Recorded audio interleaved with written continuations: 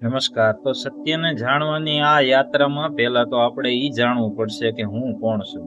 મિત્રો, જન્મતાની વેત જ આપણને બધી ઓળખાણ આપી દેવામાં આવે છે કે ભાઈ આ બ્રાહ્મણ છે, આનું કામ આ છે। કોકે આપણને પૂછ્યું હોય તમે કોણ છો, તો આપણે શું કહીએ? આપણું નામ કહીએ, અથવા તો આપણો વર્ણ કહીએ, અથવા તો આપણી જાતિ કહીએ, અથવા તો આપણું કોઈ કામ આપણે એને દર્શાવીએ। પણ હકીકતમાં આ બધું નશ્વર છે।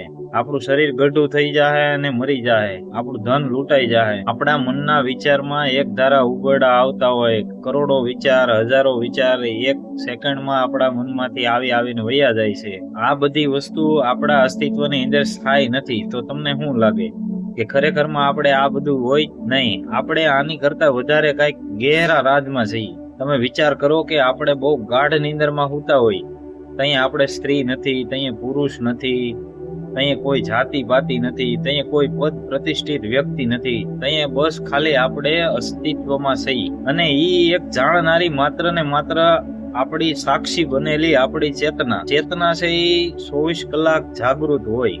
આ જગત છે એ બ્રહ્મ છે, બાકી બધું મિથ્યા છે। આ વસ્તુ આપણે ઘણી વખત સાંભળતા હોય, પણ આદિ ગુરુ શંકરાચાર્યએ અદ્વૈત વેદાંતની અંદર આ વસ્તુને વિસ્તારથી આપણને સમજાવી છે।